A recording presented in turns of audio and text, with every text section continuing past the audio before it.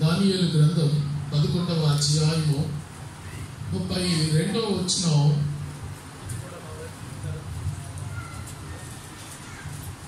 రెండవ భాగాన్ని మనం చదివితే అక్కడ వ్రాయబడుతున్న మాట, తమ దేవుని ఎరుగువారు బలము కలిగి గొప్ప కార్యములు చేయుదురు. దేవునికి స్తోత్రం. ఈరోజు మనం దేవుని నమ్ముకున్నాం అంటే సరిపోదు, నేను దేవుని బిడ్డను అని అంటే సరిపోదు. మనం గొప్ప కార్యాలు చేయాలి. శక్తిగల వ్యక్తులంగా మనం రూఢీ చేసుకోవాలి. మనం ఏమిటో, మనకు దేవుడిచ్చిన ఆధిక్యత ఏమిటో, దేవుడు మనకిచ్చిన వరం ఏమిటో దానిని మనం సమాజంలో రూఢీ చేసుకోవాలి. చాలాసార్లు మనం అనుకుంటాం, నేనే పార్టీ దాన్ని, నేనే పార్టీ వాడును, నేనేం చేయగలను దేవుని కొరకు, నా వల్ల ఏమవుతుంది, నాకు చదువు లేదు, జ్ఞానం లేదు, అనుభవం లేదు, నేను దేనిలో యోగ్యుణ్ణి యోగ్యురాలని కాదని మనల్ని మనం చాలా తక్కువగా అంచనా వేసుకుంటాం. దేవుడు నిన్ను బలపరచాలనుకుంటే నీ చదువు ఆయనకు అవసరం లేదు. దేవుడు నిన్ను బలపరిచి అద్భుతమైన కార్యాలు నీ చేత దేవుడు జరిగించాలంటే నీ అనుభవం అవసరం లేదు. నీ జీవితం, నా జీవితం దేవునికి అంకితం అవుతే దేవుడే మనలను అద్భుత కార్యముల కొరకు వాడుకుంటాడు. దేవునికి స్తోత్రం. అపోస్తలుడైన పౌలు ఒక సాక్ష్యం చెప్పాడు. ఫిలిప్పీయులకు రాసిన పత్రిక 4వ అధ్యాయము 13వ వచనంలో, నన్ను బలపరచు వాని యందు నేను సమస్తము చేయగలుగును. దేవుడు నన్ను బలపరిస్తే నేను ఏమైనా చేస్తాను. అవును, ఈ సాక్ష్యం మన అందరిది.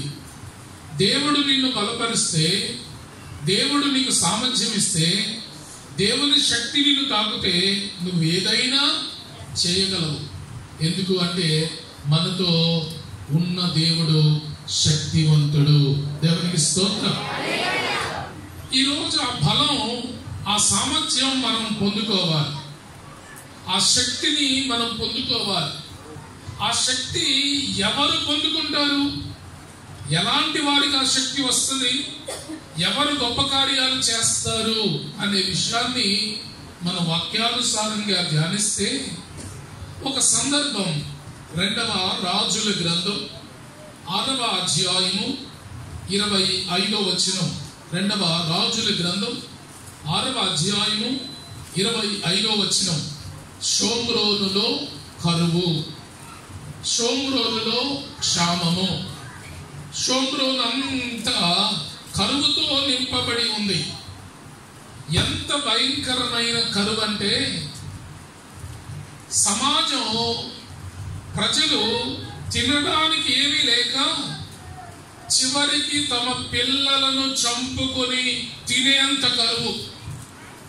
ఆ కరువు ఎంత భయంకరమైంది అంటే, ఇక తినడానికి ఏమీ లేక, ఏ సామర్థ్యం లేక పిల్లలను చంపుకొని తినేంత కరువు.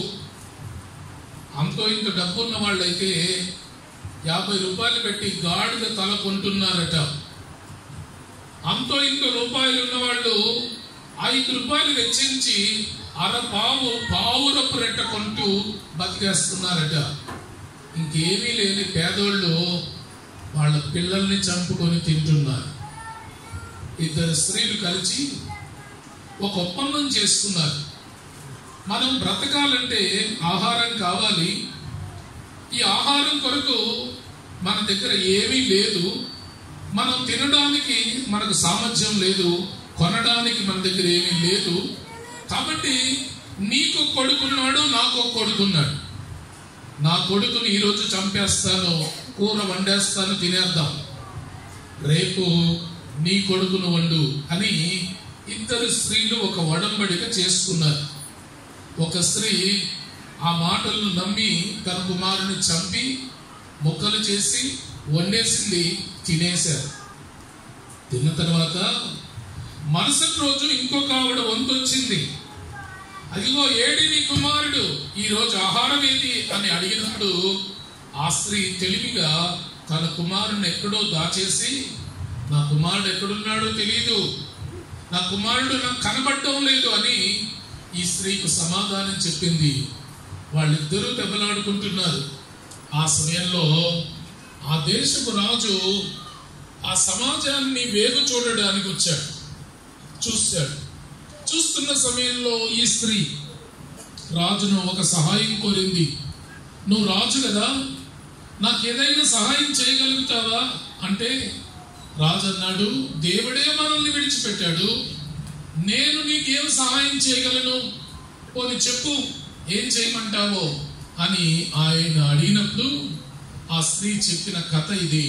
అయ్యా, నిన్న నా కుమారుని చంపేశాను, ఈరోజు తన వంతు వచ్చింది, తన కుమారుని దాచేసింది, ఇప్పుడు నాకు న్యాయం చేయండి అన్నది ఆ స్త్రీ.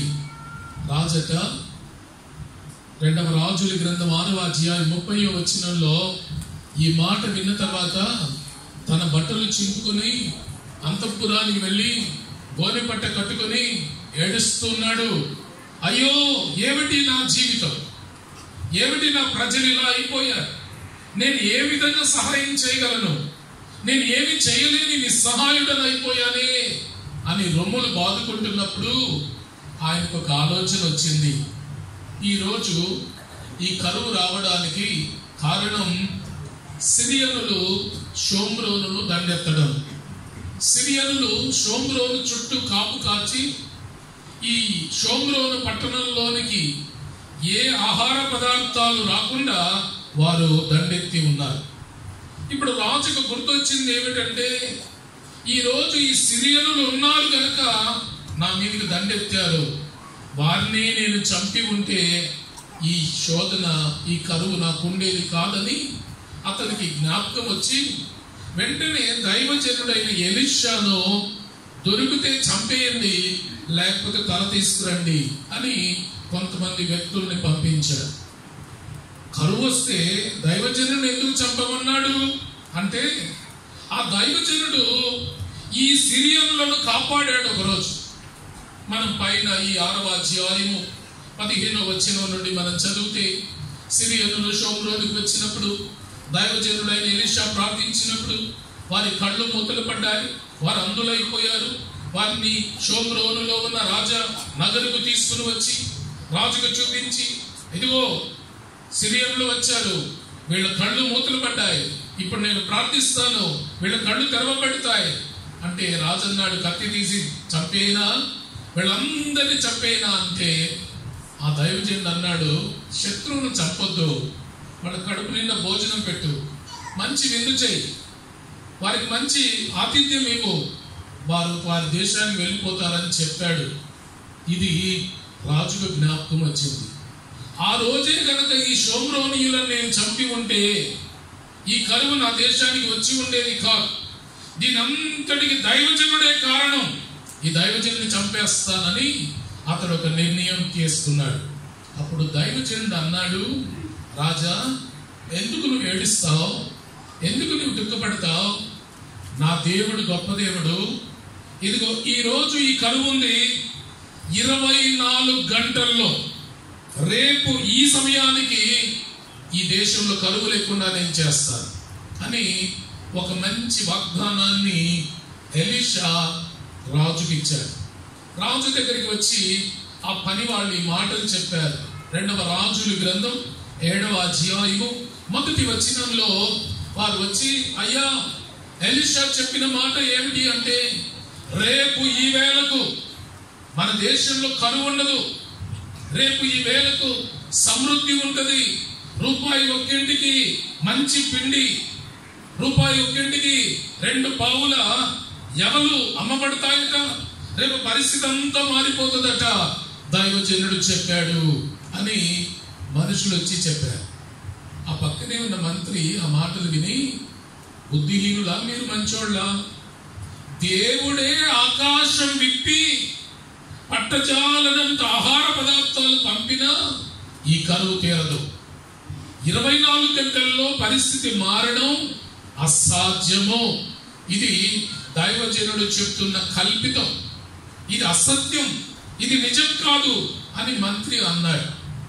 అప్పుడు దైవజనుడు ఆ మాట విని అన్నాడు, ఓ మంత్రి, రేపు ఈ సమయానికి పరిస్థితులు మారడం నీవు చూస్తావు, కానీ నీవు భోజనం చెయ్యవు, చనిపోతావు అన్నాడు. దైవజనుడు ఏం చెప్పాడో అదే జరిగింది. 2వ రాజుల గ్రంథం 7వ అధ్యాయము 16-17 వచనాలను మనం చూస్తే, మరుసటి రోజు అదే సమయానికి ఆ దేశ పరిస్థితులు మారిపోయాయి. అందరికి ఆహార పదార్థాలు వచ్చేసాయి. అందరూ పరుగున వెళ్ళి వారికి కావలసినవన్నీ తెచ్చుకుంటున్నారు. మంత్రి ఆశ్చర్యంగా చూడబోయాడు. ఇది నిజమా అని చూస్తుంటే పరుగున వెళ్ళే వాళ్ళు ఆయన తొక్కి చంపేశారు. అది చూచాడు కానీ అతడు తినలేదు. ఒక అద్భుతమైన సందర్భం ఇది. ఇదంతా ఎందుకు నేను చెప్తున్నానంటే, ఆ దేశ పరిస్థితిని మార్చింది గనులు కాదు, ఆ దేశ పరిస్థితిని మార్చింది గొప్పవాళ్ళు కాదు, ఆ దేశ పరిస్థితిని మార్చింది ఒక నలుగురు. ఆ నలుగురు కుష్ఠవ్యాధిగ్రస్తులు. ఆ దేశం బ్రతకడానికి, ఆ దేశం దీవెనకరం అవ్వడానికి, ఆ దేశంలో ఉన్న కరువు పోవడానికి ఆ నలుగురు ఉపయోగపడ్డారు. ఆ నలుగురు దేశ చరిత్రను మార్చేశారు.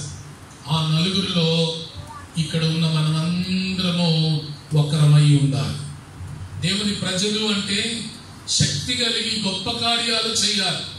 దేవుణ్ణి నమ్ముకున్నాను, దేవుణ్ణి ఆరాధిస్తున్నాను, చప్పట్లు కొడుతున్నాను, కానుకలు వేస్తున్నాను, వాక్యం చెప్తున్నాను, వాక్యం వింటున్నాను, ఆలయంలో ఉంటున్నాను అంటే సరిపోదు. నీకెంత సామర్థ్యం ఉంది, నీ సమాజానికి నువ్వు ఎలా ఉపయోగపడుతున్నావు, నీ కుటుంబానికి, నీ వంశానికి, నీ గ్రామానికి నీ వలన ఏదైనా ప్రయోజనం ఉందా? ఇదే ఈరోజు మనం చర్చించుకోవలసిన శ్రేష్టమైన అంశం.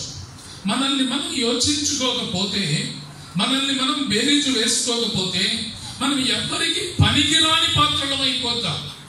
నిన్ను పనికిరాని పాత్రగా ఉంచడానికి దేవుడు నిన్ను ఇక్కడికి తీసుకురాలేదు. ఇక్కడున్న మనందరి పట్ల దేవుడికి ఒక గొప్ప ప్రణాళిక ఉంది. అపోస్తలుడైన పౌలు రోమీయులకు రాస్తూ ఒక మంచి మాట చెప్పాడు. రోమీయులకు రాసిన పత్రిక 8వ అధ్యాయము 30వ వచనాన్ని మనం చూస్తే అక్కడ రాయబడుతున్న మాట, ఎవరిని ముందుగా నిర్ణయించెనో వారిని పిలిచెను, ఎవరిని పిలిచెనో వారిని నీతిమంతులుగా తీర్చెను, ఎవరిని నీతిమంతులుగా తీర్చెనో వారిని మహిమకు వారసులనుగా చేసెను. ఈరోజు నీ నిర్ణయం వెనక పిలుపు తర్వాత నీతి తర్వాత మహిమ ఉండాలి. ఆ మహిమ లేకపోతే నువ్వు పరిపూర్ణ క్రైస్తవుడు కావు. మహిమ లేకపోతే, మహిమ కార్యాలు నువ్వు చేయకపోతే, దేవునికి ఉపయోగపడే పాత్రగా నీవు ఉండకపోతే నీ పిలుపుకు, నీ ఏర్పాటుకు, నీ నీతికి ఏమీ అర్థం లేదు. అందుకే ప్రతి క్రైస్తవుడు శక్తి గలవారవ్వాలి. ప్రతి క్రైస్తవుడు బలవంతుడుగా ఉండాలి. దేవుని ఎరిగిన ప్రతి వ్యక్తి దేవుని కొరకు వాడబడే సాధనంగా ఉండాలి. ఇప్పుడు ఈ నలుగురు కుష్ఠవ్యాధిగ్రస్తులు ఎలా దేవునికి ఉపయోగపడ్డారు? అసలు వాళ్ళు ఏం చేశారు? ఎలా వచ్చింది ఈ సామర్థ్యం వాళ్ళకి? ఎలా వచ్చింది ఈ శక్తి వాళ్ళకి? ఇంత ఆహారాన్ని ఎలా సమకూర్చగలిగారు? ఏం చేసి వాళ్ళు ఆ దేశాన్ని బాగు చేశారు అనేది ఈరోజు మన పాఠం. ఈ నలుగురు కుటుంబం చేత వెలివేయబడిన వారు. ఆ దినాల్లో కుష్ఠవ్యాధి అనేది శాపగ్రస్తమైన వ్యాధి. యూదులకు ఎవరైనా కుష్ఠవ్యాధి వస్తే వాళ్ళని చూడడానికి ఇష్టపడరు, వారితో కలుసుకోవడానికి ఇష్టపడరు. అలాంటి వాళ్ళను ఇంటిలో నుండి గెంటేస్తారు. ఈ నలుగురిని కూడా గెంటేశారు. అలా ఊరిలో నుండి వెలపలకి తోసివేయబడిన వారు. ఆ కుష్ఠవ్యాధి ఉన్న వాళ్ళకి ఒక లోయలోనికి గెంటి వేసి, లేక లోయ లేకపోతే ఒక పెద్ద గొయ్యి తీసి ఆ గొయ్యిలో వారిని దింపేస్తారు. కుటుంబానికి ఎప్పుడైనా జ్ఞాపకం వస్తే వాళ్ళు ఒక రొట్టెల మూట విసిరేస్తారు, జ్ఞాపకం రాకపోతే వాళ్ళు అక్కడే పడి చేస్తారు. ఈ నలుగురు కూడా అలా గెంటి వేయబడిన వారు.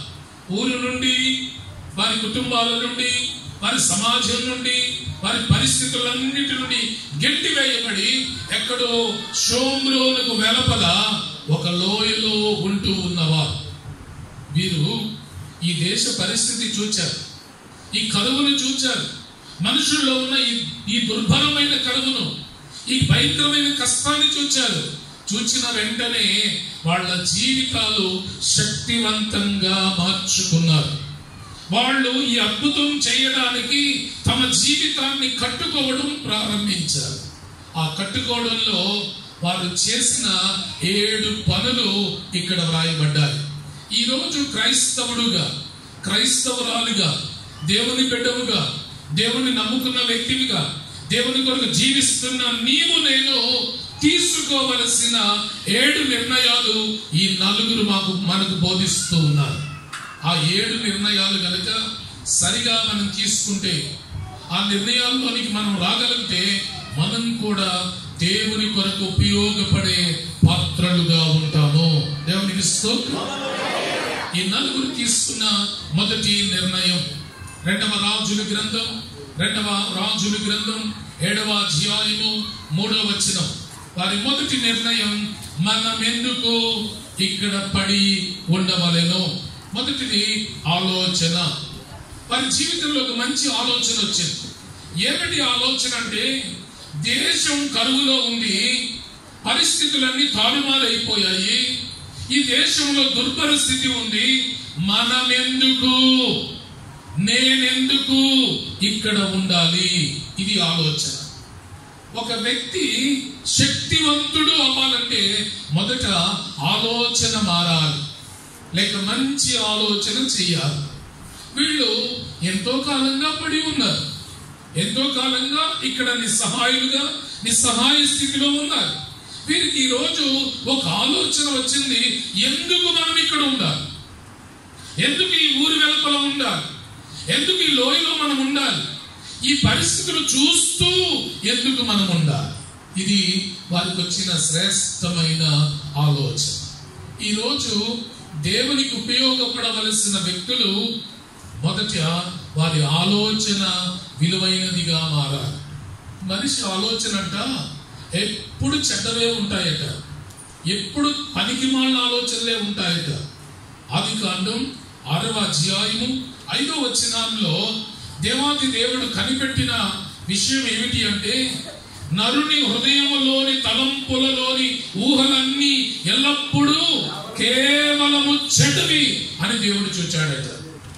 మన ఆలోచనలు ఉన్నాయే, మన తలంపులు ఉన్నాయే, ఎప్పుడు మంచిగా ఉండవట, ఎప్పుడు చెడ్డగానే. నేను ఇంతే, నా బ్రతుకింతే, నా జీవితం ఇంతే, నా స్థితి ఇంతే అని మనకు మనమే మన ఆలోచన ద్వారా అణచివేసుకుంటూ ఉంటాం. మనిషి మనసులో ఎప్పుడు మంచి ఆలోచనలు వస్తాయో, ఎప్పుడైతే ప్రోత్సాహకరమైన ఆలోచనలు వస్తాయో, ఎప్పుడైతే ఒక అద్భుతం చేయాలన్న ఆలోచనలు వస్తాయో, అప్పుడే ఆ వ్యక్తులు దేవుని కొరకు ఉపయోగపడే సాధనాలుగా ఉంటారు. ఈరోజు ఇక్కడ కూర్చున్న నీ ఆలోచన ఏమిటి? నువ్వు ఏం ఆలోచిస్తున్నావు? నా దేవుని కొరకు ఒక మంచి కార్యం నేను చేయాలి, నా సమాజం కొరకు నేను ఒక మంచి కార్యం చేయాలి, నా కుటుంబం కొరకు, అన్యులైన నా బంధువుల కొరకు, లేక నా గ్రామం కొరకు నేను ఒక మంచి కార్యం చేయాలి అన్న ఆలోచన ఎప్పుడైనా నీ మనసులో వచ్చిందా? ఆలోచన రానంత కాలం మనం ఇలాగే ఉంటాం. ఆలోచన వచ్చినప్పుడే దేవుడు మనల్ని వాడుకుంటాడు. దేవునికి స్తోత్రం. ఎలా అనే లోయలో ఇశ్రాయేలీలకు ఫిలిష్తీయులకు యుద్ధం జరుగుతూ ఉంది. ఫిలిష్తీయులలో నుండి ఒకడు గొలియాత్ అనేవాడు వచ్చి సవాలు వేస్తున్నాడు ఇశ్రాయేలీల మీద. నేను ఒక్కడినే మీ మీద పోరాడుతాను, మీలో నుండి ఒకడిని ఎన్నుకోండి, మేమిద్దరం పోరాటం చేస్తామంటున్నాడు. వాడిని చూచి ఇశ్రాయేలీలందరూ పారిపోతున్నారట. అక్కడికి దావీదు వచ్చాడు. వచ్చిన వెంటనే దావీదుకి వచ్చిన ఆలోచన ఏమిటో తెలుసా? మొదటి సమూయేలు గ్రంథం 17వ అధ్యాయము 26వ వచనాన్ని మనం చూస్తే, మొదటి సమూయేలు గ్రంథం 17వ అధ్యాయము 26వ వచనంలో, వీడిని చంపి ఇశ్రాయేలీయులలో నుండి ఈ నింద తొలగించిన వారికి బహుమానం ఏమిటి? ఏం ఆలోచన? నేను ఈ అద్భుతం చేస్తాను, నేను వీటితో యుద్ధం చేస్తాను, నేను ఇశ్రాయేలీయుల నుండి ఒక నిందను తొలగిస్తాను, బహుమానం ఏమిటి? ఆ ఆలోచన దావీదును శక్తివంతుడిగా మార్చింది. ఐడియా జీవితాన్ని మారుస్తుందో లేదో కానీ మీ ఒక్క ఆలోచన నీ జీవితాన్ని మార్చేస్తుంది.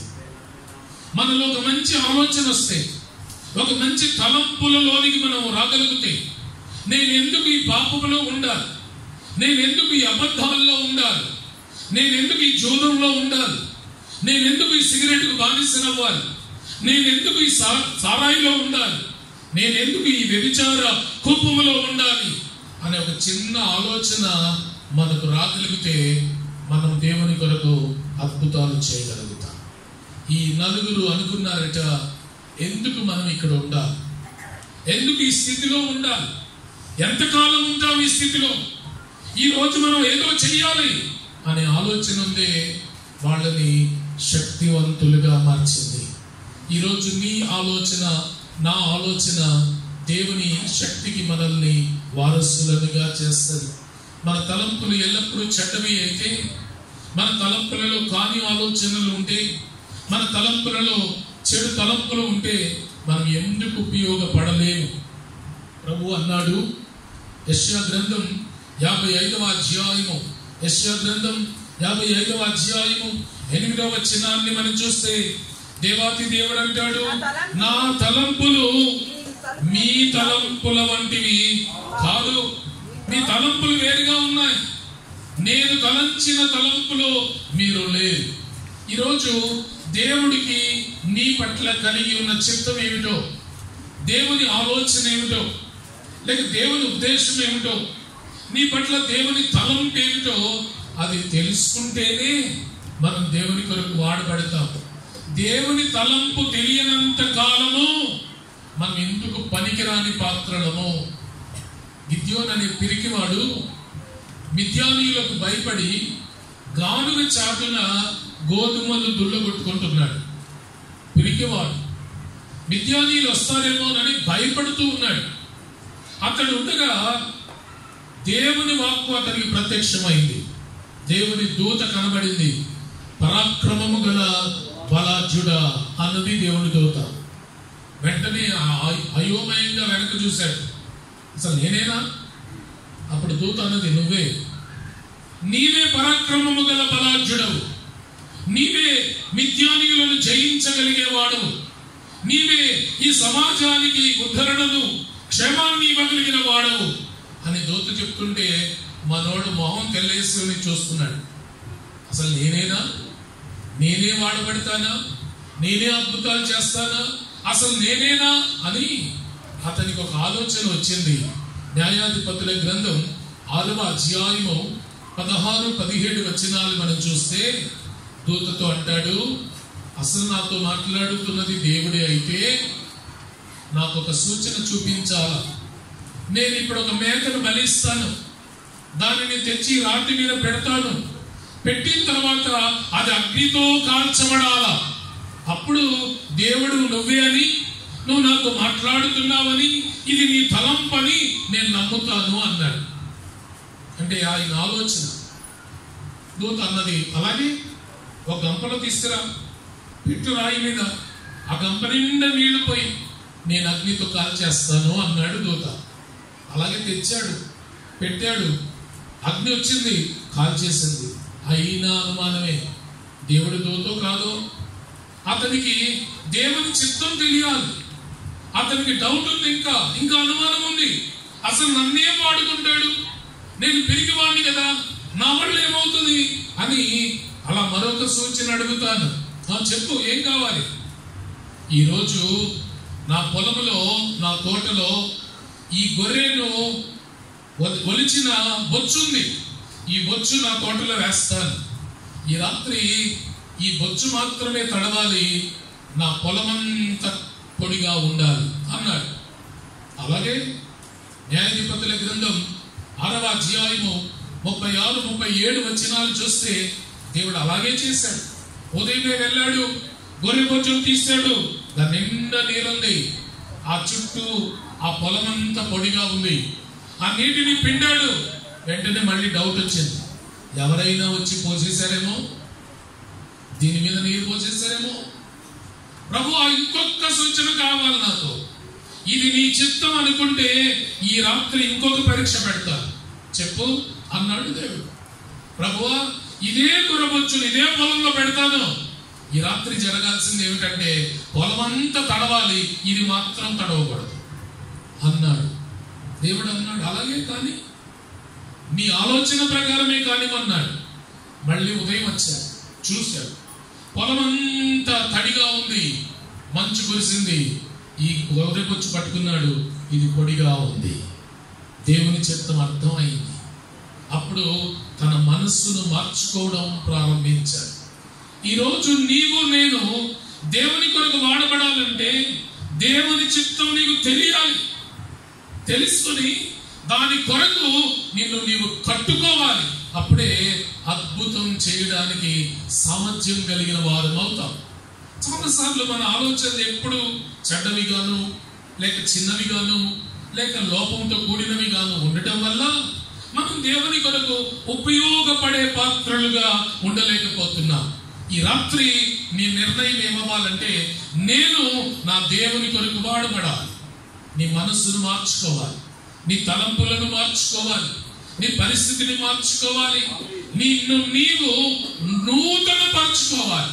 దీన్ని పౌలు ఏమన్నాడంటే, రోమీయులకు రాసిన పత్రిక 12వ అధ్యాయం, రోమీయులకు రాసిన పత్రిక 12వ అధ్యాయము 2వ వచనాన్ని మనం చూస్తే అక్కడ రాయబడుతున్న మాట, మీరు ఈ లోక మర్యాదను అనుసరింపక ఉత్తమము, అనుకూలము, సంపూర్ణమయ్యున్న దేవుని చిత్తం ఏదో పరీక్షించి తెలుసుకున్నట్లు మీ మనస్సులను మార్చుకొని నూతన మగుట వలన రూపాంతరము చెందాలి.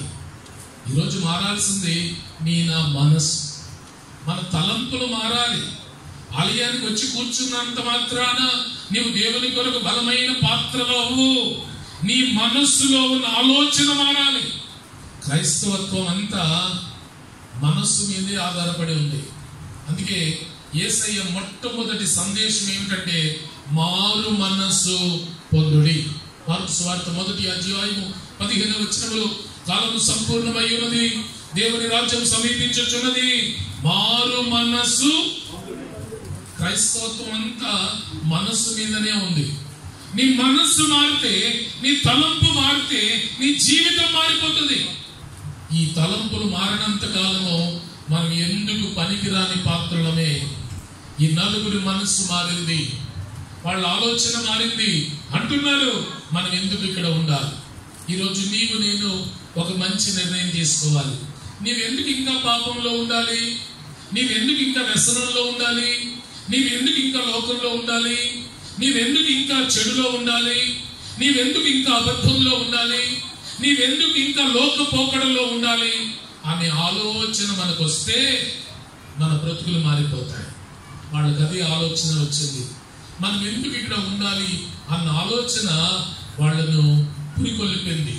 రెండవదిగా వారు రెండవ అద్భుతమైన ప్రోత్సాహకరమైన స్థితిలోనికి వెళ్తున్నారు. ఆ రెండవది ఏమిటి అంటే, 2వ రాజుల గ్రంథం 7వ అధ్యాయము 4వ వచనంలో ఒకరిని ఒకరు ప్రోత్సహించుకొనుట. ఏమంటున్నారు తెలుసా? పదండి పోదాం. నలుగురు ఒకరిని ఒకడు చూసి అంటున్నాడు, పదండి పోదాం, కదండి మనం కలిసి నడుద్దాం. ఒకరిని ఒకరు ప్రోత్సహించుకునే మనసు. వారు దేవుని కొరకు ఉపయోగపడడానికి రెండవ కారణం ఏమిటంటే ప్రోత్సహించే మనస్సు, ఇతరులను ప్రోత్సహించే మనస్సు కలిగి ఉండుట. ఈ దినాన మనం ఎందుకు దేవుని కొరకు ఉపయోగపడలేము అంటే, మనం ఎవ్వరిని మనకంటే యోగ్యులుగా ఎంచాం. నేనే మోనార్కును, నేనే గొప్పవాణ్ణి, నేనే గొప్ప ప్రార్థనా పరుణ్ణి, నేనే గొప్ప వ్యక్తిని, నాకే ఆత్మీయత తెలుసు, నేనే అన్నిట్లో ముందు అని గర్విష్ఠులంగా బ్రతుకుతాం మనం. నీ పక్కన వాళ్ళు ఎప్పుడు నీకు గర్వంగా కనబడరు, నీ పక్కనున్న వాళ్ళు ఎప్పుడు నీకు యోగ్యులుగా కనబడరు. అందుకే మనం ఇక్కడే ఉంటున్నాం. ఆధ్యాత్మికమైన జీవితంలో దేవునికి నచ్చనిది ఏమిటి అంటే అభ్యంతరము. ఒకానొక దినం యేసయ్యకి ఎంత కోపం వచ్చిందో గాని మత్తయి సువార్త 18వ అధ్యాయము 7 నుండి 9 వచనాలు మనం చూస్తే, అభ్యంతరములు రాక తప్పవు గాని ఎవరి వలన అభ్యంతరము వచ్చునో ఆ మనుషునికి శ్రమ, వాడు బ్రతికేదానికంటే వాడి మెడకు తిరగటి రాయి కట్టుకొని లోతైన సముద్రంలో పడితే లేదు అన్నాడు దేవుడు. అంటే అభ్యంతరం పరిచేవాడంటే ప్రభువుకి ఇష్టం లేదు. నీ ప్రార్థన కంటే నీ పొరుగు వారి ప్రార్థన గొప్పదైతే వాళ్ళు ప్రోత్సహించు. నీకంటే యోగ్యులు ఎవరైనా కనబడితే వాళ్ళను ప్రోత్సహించు. నీకంటే మంచి వాళ్ళు ఎవరైనా కనబడితే వాళ్ళను ప్రోత్సహిస్తే దేవునికి యోగ్యమైన పాత్రవుగానే ఉంటావు. మనకి ఎప్పుడు మనమే గొప్పవాళ్ళం, మన పక్కన ఉన్న వాళ్ళందరూ చాలా చెడ్డవాళ్ళుగాను పురుగులుగా కనబడతారు. బైబిల్ ఏం చెప్తుందో తెలుసా? ఫిలిప్పీలకు రాసిన పత్రిక 2వ అధ్యాయము, ఫిలిప్పీలకు రాసిన పత్రిక 2వ అధ్యాయము 3వ వచనాన్ని మనం చూస్తే, ఒకని కంటే ఒకడు యోగ్యుడని ఎంచుకోవాలి. నీ పొరుగువాడు నీకంటే యోగ్యుడని ఎంచాలి. ఒకరిని ఒకరు ప్రోత్సహించుకోవాలి. నీకంటే మంచిగా ప్రార్థించే వాళ్ళు ఉంటే వాళ్ళని ప్రోత్సహించాలి. నీకంటే మంచిగా పాడే వాళ్ళు ఉంటే వారిని ప్రోత్సహించాలి. నీకంటే బాగా వాక్యం చెప్పగలిగే వాళ్ళు ఉంటే ప్రోత్సహించాలి. ప్రోత్సహించే మనసు ఎక్కడుంటుందో ఆ వ్యక్తిని దేవుడు బలపరుస్తాడు. ఈ నలుగురికి ఉన్నది ఏమిటంటే, అద్భుతం చేయడానికి నేను వెళ్తాను రా, మీరు ఇక్కడ ఉండండి అని ఎవడు అనలేదు. నలుగురు ఒకరిని ఒకరు ప్రోత్సహించుకుంటున్నారు. నేను అనుకుంటాను ఆ నలుగురు అని ఉంటారు, అన్నా నువ్వు వెళ్ళగలవు అని ఒకరిని అని ఉంటాడు. అతను అని ఉంటాడు, తమ్ముడు నువ్వు వెళ్ళగలవు అని అని ఉంటాడు. వీళ్ళిద్దరు కలిసి ఇంకొకరిని వెళ్ళగలవు, మనం అందరం చేయగలం. ఇదే వారిలో ఉన్న ఏక తీర్మానం. అందరం కలిసి పని చేద్దాం, అందరం కలిసి దేవుని కార్యాలు చేద్దాం, అందరం కలిసి ఒక అద్భుతం చేద్దాం, అందరం కలిసి దేవుని రాజ్యాన్ని కడతాం. మనకున్న పెద్ద చెడ్డ గుణం ఏంటంటే వేర్పాటు వాదం. ఇంకొకరితో కలవలేం. ఎందుకు కలవలేమంటే ఇంకొకరితో కలిసి ఉండే మనస్సు కాదు మనకి. ఇతరులను నీచులుగాను, ఇతరులు ఎన్నిక లేని వాళ్ళు గాను, ఇతరులు అంటే పనికి వాళ్ళు గాను చూచే తత్వం మనది. మనకేమిటి? ఆదిమ సంఘంలోనే ఉంది ఈ జబ్బు. ఆదిమ సంఘంలో కూడా 4 గ్రూపులు ఉండేవి. సంఘం ఒకటే, గ్రూపులు మాత్రం 4. కొరింథీయులకు రాస్తూ పౌలు చెప్పాడు ఈ సత్యాన్ని. కొరింథీయులకు రాసిన మొదటి పత్రిక 1వ అధ్యాయము, కొరింథీయులకు రాసిన మొదటి పత్రిక 1వ అధ్యాయము 12వ వచనాన్ని మనం చూస్తే, ఒకడు నేను అపోల్లో వాడను అని ఒకడు, నేను కేఫా వాడను అని ఒకడు, నేను క్రీస్తు వాడను అని ఒకడు, నేను పౌలు వాడను అని ఒకడు. 4 గ్రూపులు ఉన్నాయంట. ఈ నలుగురు ఒకే సంఘంలో ఉన్నారు. ఒకడు అంటాడు ఈ సంఘానికి అధికారి పేతురు, కేఫా అంటాడు. ఇంకొకడు అంటాడు ఈ సంఘానికి అధికారి ఆ అపోల్లో అంటాడు. ఇంకొకడు అంటాడు కాదు కాదు ఈ సంఘానికి నాయకుడు పౌలు అంటాడు. ఇంకొకడు అంటాడట కాదు కాదు క్రీస్తు అంటాడట. అలా వాళ్ళందరూ ఒకరిని ఒకరు దూషించుకోవడానికి, ఒకరిని ఒకరు హీనపరచుకోవడానికి, ఒకరిని ఒకరు అణుచుకోవడానికి ప్రయత్నించి ఆదిమ సంఘం కుప్పకూలిపోయింది. ఈ దినాన మనం దేవుని సన్నిధికి వచ్చాం. నీ తోటి వాళ్ళను నువ్వు ప్రోత్సహించే మనసు నీకుందా? నీ తోటి వాళ్ళను బలపరిచే మనస్సు మనకుందా? మనకు తెలియదు కానీ ఆలయంలో ఉన్న గ్రూపులుగా ఉంటాం. మనం అందరితో కలవం, కొందరితోనే కలుస్తాం. నేను ఆలయానికి వచ్చిన తర్వాత మా ఆలయంలో వచ్చిన వాళ్ళందరినీ కలిసి షేక్ హ్యాండ్ తీసుకుని వెళ్తానన్న వాళ్ళు ఒక్కరుంటే చూపించండి నాకు. ఉన్నారు ఎవరైనా? మా సంఘం ఉంటుంది, చాలా మంది వస్తారు, కానీ కనపడకుండా గ్రూపులు ఉంటాయి మా సంఘంలో. అవి ఎలాంటి గ్రూపులు అంటే, రెడ్లందరూ ఒక చోట కూర్చుంటారు, చౌదరీలందరూ ఒక చోట కూర్చుంటారు, కాపులందరూ ఒక చోట కూర్చుంటారు, ఎస్సీలందరూ ఒక చోట కూర్చుంటారు. అదే గ్రూపు. మిగతా వాళ్ళ దగ్గర కూర్చోలేదు. వాళ్ళ వరుస వాళ్ళదే, వాళ్ళ గుంపు వాళ్ళదే, వాళ్ళే అక్కడే కూర్చొని ఉంటారు. అదే మన జీవితంలో ఉన్న ఒక దుర్భరమైన జీవితం. ఇతరులను ప్రోత్సహించే మనస్సు లేకపోవడం, ఇతరులను బలపరిచే మనస్సు లేకపోవడం. దేవుడు నిన్ను వాడుకోవాలంటే ఇతరులను బలపరిచే మనస్సు నీకుండాలి. అప్పుడే దేవుడు నిన్ను యోగ్యుడిగా ఎంచుతాడు, అప్పుడే దేవుడు నిన్ను వాడుకుంటాడు. మన జీవితంలో ఎవరిని మనకంటే గొప్పవాడిగా ఎంచాం, ఎవరిని ప్రోత్సహించే మనస్సు ఉండదు. అసలు ఇశ్రాయేలీల మొదటి రాజు అయిన సౌలును దేవుడు తిరస్కరించడానికి 7 కారణాల్లో ఒక కారణమే ఇది, ప్రోత్సహించే మనస్సు లేకపోవడం.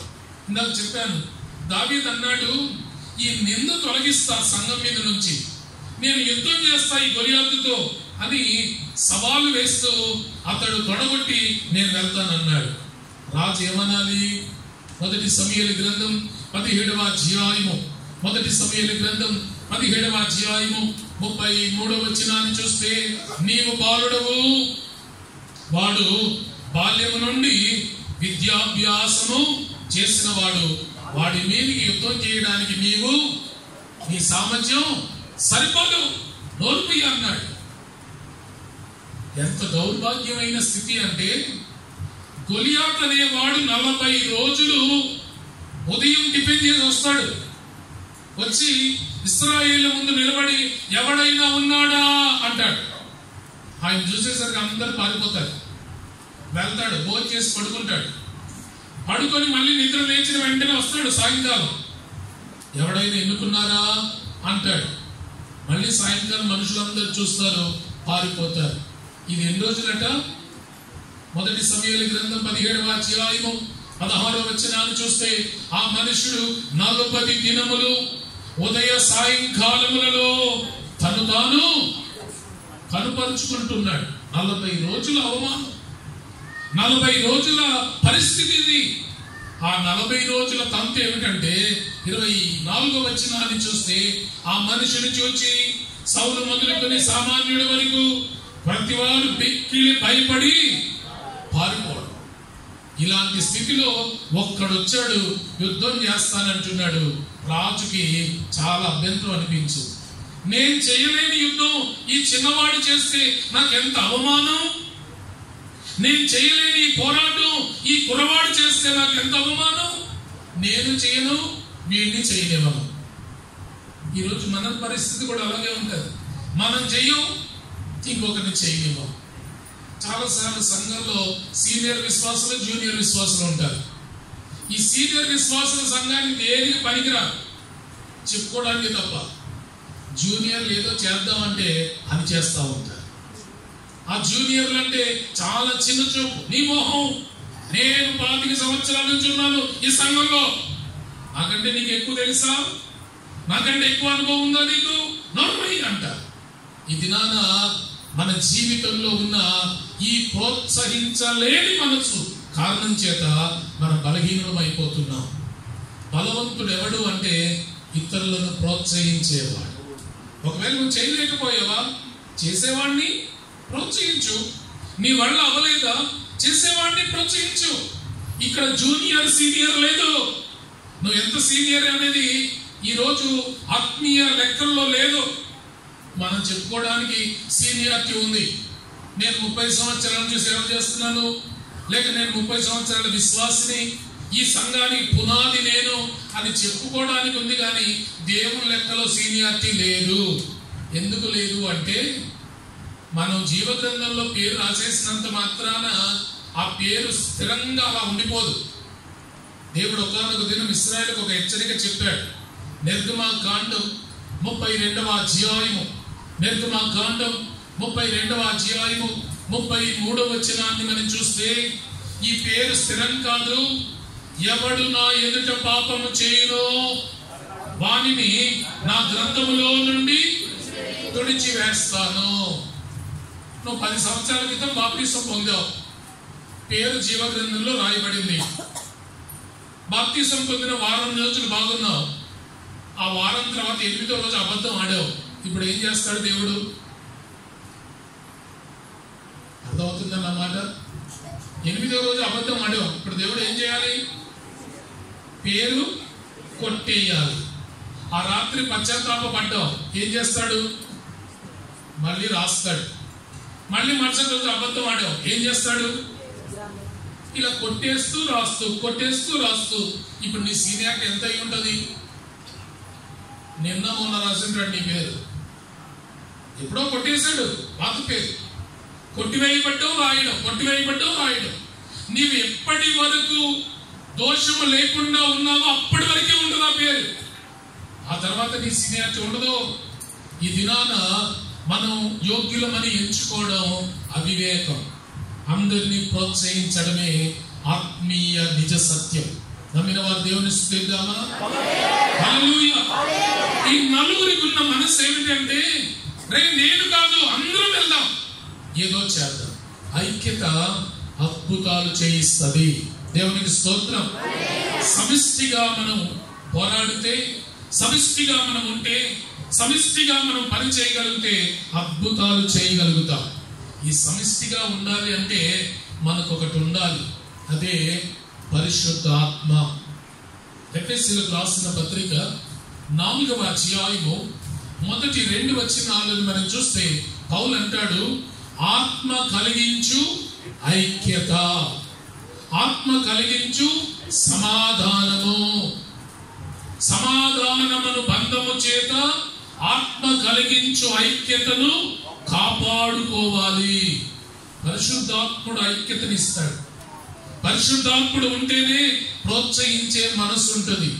పరిశుద్ధాత్ముడు ఉంటేనే మనం ఇతరులను బలపరచగలుగుతాం.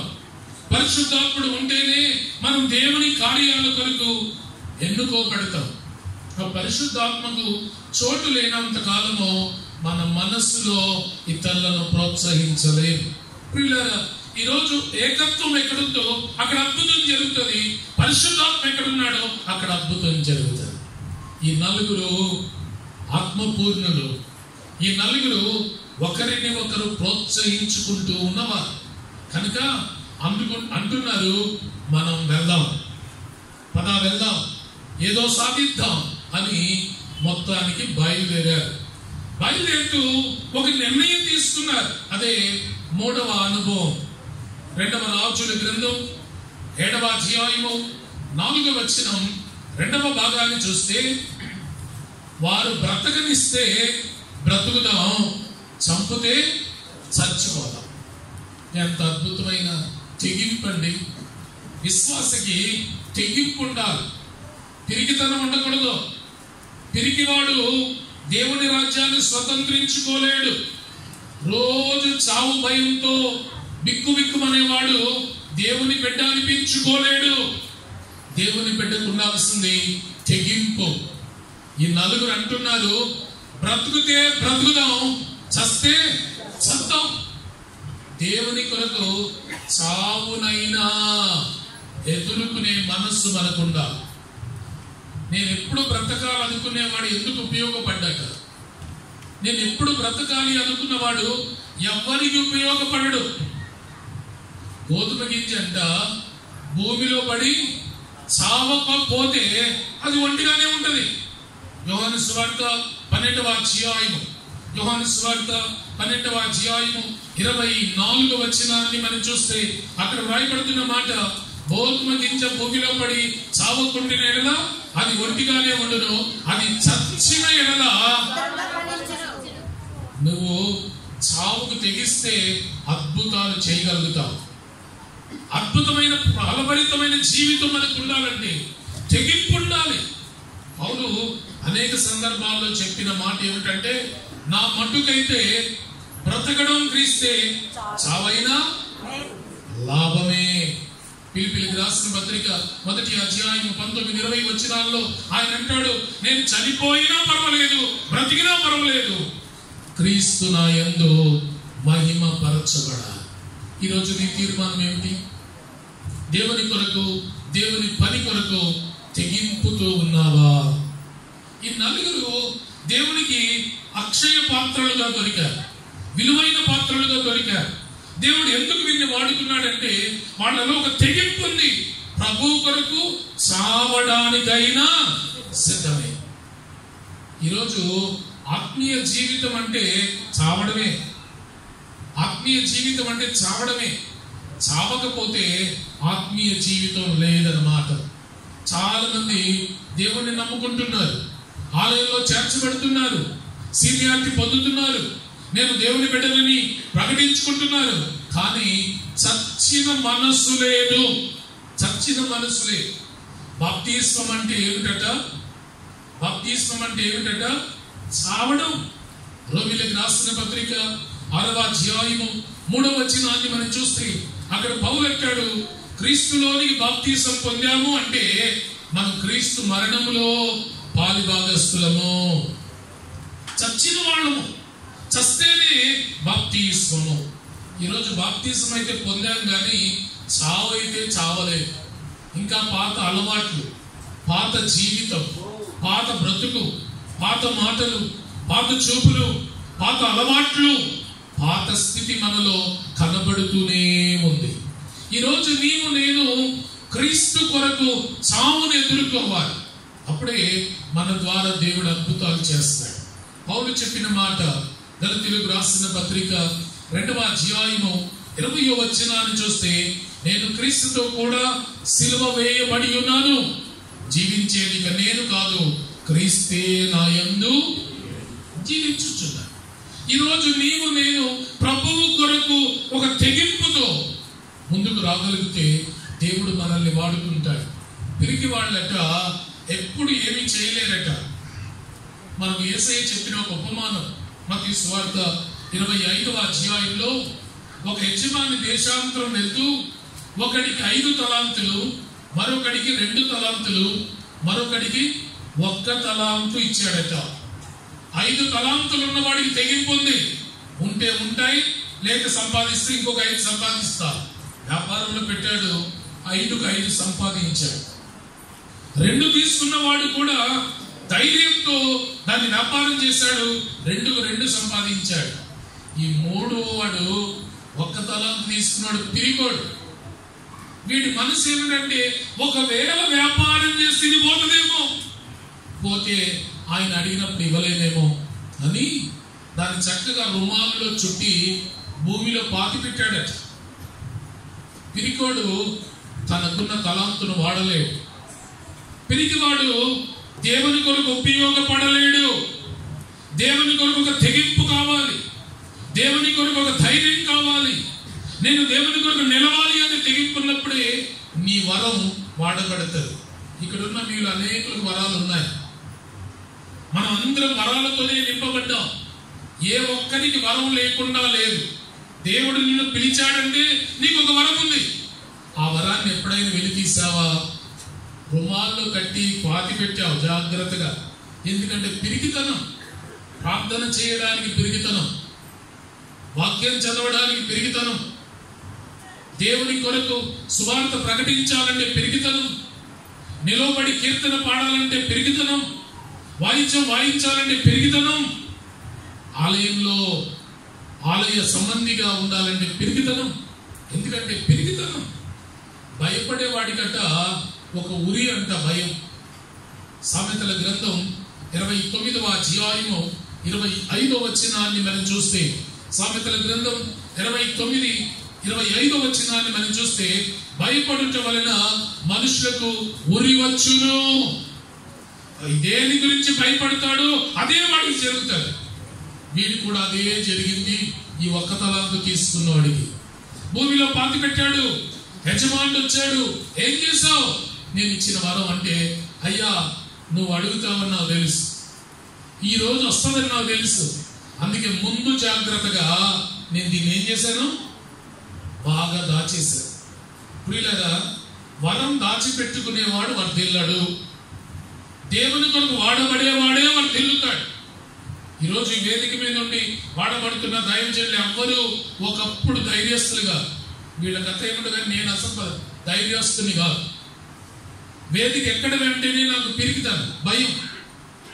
నలుగురి మధ్యలో మాట్లాడాలంటేనే నాకు భయం. అలాంటి వాడిని దేవుడు ఒకరోజు ధైర్యంతో నింపాడు, ఒకరోజు ఒక తెగింపుతో నింపాడు. ఈరోజు మీ ముందు నిలబడేవాడిగా చేశాడు. దేవునికి స్తోత్రం. ఈ రోజు మన జీవితంలో తెగింపు లేకుండా దేవుని కొరకు వాడబడలేము. పాట పాడే వాళ్ళైనా కానివ్వండి, వాయిద్యం వాయించే వాళ్ళైనా కానివ్వండి, ప్రార్థన చేసే వాళ్ళైనా కానివ్వండి, ఎవరైనా ఒక తెగింపుతో ఉంటే తప్ప దేవుడు వారిని వాడుకోలేడు. పిరికివాడు దేనిలో ముందుకు రాలేడు. ఈ నలుగురికి తెగింపు ఉంది. దేవుని కొరకు వాడబడాలి, దేవుని పని చేయాలి. బ్రతికినా పర్వాలేదు, చనిపోయినా పర్వాలేదు. మన ప్రాణాన్ని ప్రేమించినంత కాలం మనం ఏం చేయలేం. మనల్ని మనం ప్రేమించుకున్నంత కాలము మనం ఎవ్వరికి ఉపయోగపడం. దేవుని కొరకు మన ప్రాణాన్ని ద్వేషించుకోవాలి. దేవుని కొరకు మన ప్రాణాన్ని ద్వేషించుకుంటేనే దేవుని కొరకు బ్రతకడం నేర్చుకుంటాం. అదే యేసయ్య చెప్పాడు యోహాను సువార్త 12:25లో, తన ప్రాణమును ప్రేమించువాడు దాన్ని పోగొట్టుకుంటాడు, తన ప్రాణాన్ని దేవుని కొరకు అర్పించేవాడు దాన్ని సంపాదించుకుంటాడు. నన్ను నేను ప్రేమించుకున్నంత కాలం ఏమీ చేయలేము. దేవుని కార్యాలను ప్రేమిస్తూ నిన్ను నీవు త్యాగం చేయగలిగితే దేవుడు నీ ద్వారా అద్భుతం చేస్తాడు. నమ్మిన వారు దేవుని స్తుతిద్దాం. ఈరోజు దేవుని కొరకు తెగింపు కలిగిన విశ్వాసులం కావాలి. ప్రభుత్వం ఏమంటదో, లేక తోటి వాళ్ళు ఏమంటారు, మన బంధువులు ఏమంటారు, మన కులం వారు ఏమంటారు, లేక చూచేవాళ్ళు ఏమంటారు అనుకునేవాడు ఎవడు దేవుని కొరకు వాడబడే పాత్రగా ఉండలేడు. దేవుని కొరకు మనల్ని మనం అవసరమైతే మన ప్రాణ త్యాగానికైనా సిద్ధపడాలి. అప్పుడే మనం దేవుని కొరకు అద్భుతాలు చేయగలుగుతాం. ఒకానొక దినం యేసయ్య శిష్యులు అడిగారు, అయ్యా మీ కొరకు అన్ని వదిలేశాం, మా కుటుంబాలను వదిలేశాం, మా బంధువులను వదిలేశాం, తల్లిదండ్రులను వదిలేశాం, వ్యాపారాన్ని వదిలేశాం, నాకేంటి లాభం అన్నారు. ప్రభు అన్న మాట ఏమిటో తెలుసా? మత్తయి సువార్త 19:27 నాతో కూడా మీరు సింహాసనాల మీద కూర్చొని రాజ్యపాలన చేస్తారు. మీరు నాతో కూడా ఉంటారు, సింహాసనాల మీద కూర్చుంటారు, మీకు అధికారం ఇచ్చి నడిపిస్తారు. ఈ రోజు దేవుని కొరకు తెగింపుతో అడుగులు వేస్తే ఒక దినం దేవుడు మనకు ఘనమైన స్థితిని అనుగ్రహిస్తాడు. అందుకే మనం ఎప్పుడు దేవుని కొరకు ధైర్యముతో ముందుకు కొనసాగించబడాలి. పిరికితనం రానివ్వకూడదు. మనం ఎప్పుడు భయపడకూడదు. దేవుని కొరకు వాడబడడానికి తెగింపు అవసరం. ఈ నలుగురికి ఉన్నది ఏమిటి అంటే తెగింపు. చావనైనా చద్దాం, బ్రతకనైనా బ్రతుకుదాం, ఏదైనా పర్వాలేదు, మనం ఏదో ఒకటి చేయాలి. నాలుగవదిగా వీళ్ళలో ఉన్న అద్భుతమైన 4వ మార్పు ఏమిటి అంటే 2వ రాజుల గ్రంథం 7వ అధ్యాయము 5వ వచనాన్ని మనం చూస్తే అక్కడ వ్రాయబడుతూ ఉన్న మాట ఏమిటంటే, వారు పడి ఉన్న చోట నుండి లేచుట. పడి ఉన్న చోట నుండి లేచుట. లేచారట. ఎంతో కాలంగా పడి ఉన్నారు. ఎందుకు అంటే ఊరిలో కరువు. ఇంకా వీళ్ళకి ఎంత కరువు అయి ఉంటది? అక్కడ ఏదైనా ఉంటేనే వీళ్ళకి చేరుతారు. వాళ్ళకే లేదు, ఇంకా వీళ్ళకేముంది? నిస్సత్తువగా పడి ఉన్నారు, నిస్సత్తువగా పడిపోయారు. ఇప్పుడు దేవుని కొరకు నిలిచారు. దేవునికి స్తోత్రం. దేవుడికి కావలసింది పడిపోయే వాళ్ళు, చతికిల పడేవాళ్ళు, జారిపోయిన వాళ్ళు కాదు. దేవుడికి కావలసింది ఎవరంటే తన కొరకు నిలిచే వాళ్ళు దేవుడికి కావాలి. దేవునికి స్తోత్రం. ఆత్మీయ జీవితంలో మనం ఎప్పుడు సాతానుతో యుద్ధం చేయక్కర్లా. ఆత్మీయ జీవితంలో మనం ఎప్పుడు లోకంతో పోరాటం చేయాల్సిన అవసరం లేదు. పోరాటం దేవుడు చేస్తాడు. అయితే మనము నిలవాలి. నిలిస్తే దేవుడు యుద్ధం చేస్తాడు. యుద్ధం యెహోవాదే, మనకందరికి తెలిసిన మాట.